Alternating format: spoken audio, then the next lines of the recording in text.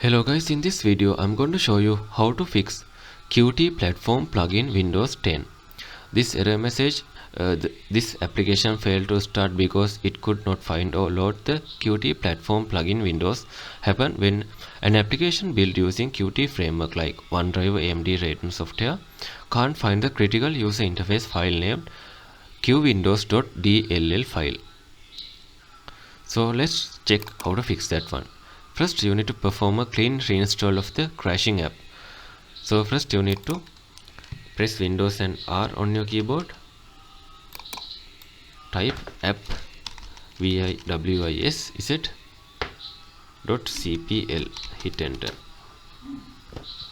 Okay, it shows uninstall or change the program option. So find the specific application that is crashing. Assume it is Google Chrome. Just select that one, tap on uninstall and select the uninstall option. Then after, restart your computer and you need to go back to the official website and download the software and install it and check if it is working or not. And the second method is you need to manually replace the missing qwindows.dll file. To do that, first you need to right click on the desktop shortcut of the broken app like this. Select the open file location option. Okay.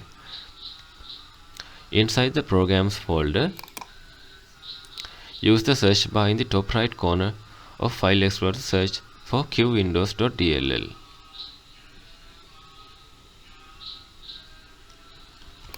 Okay, once you open the file location, you need to open your browser and type qwindows.dll file download. Then you can see the website called DLL file download, orange color website. You can download the DLL file from there. Once you download that one, again you need to come to here. Then after, you need to right click on there, new folder. You need to make sure change the name, rename it as platforms like this and hit enter. Then after, you need to open that one and paste that qwindows file in here and try to launch the application again. And the next method is you need to remove conflicting system environment variable. First you need to go to search bar, type environment variables, click on it, edit the system environment variables.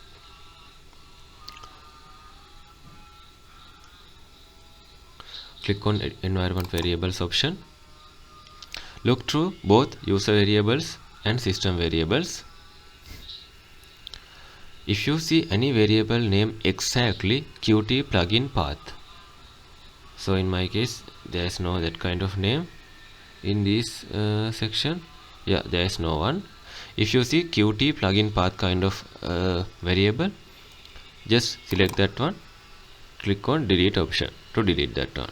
Click OK once you deleted that one.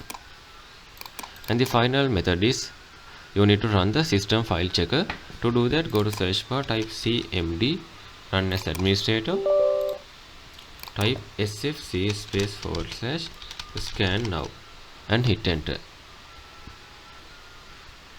I hope you get some understanding about this issue and how to fix that one.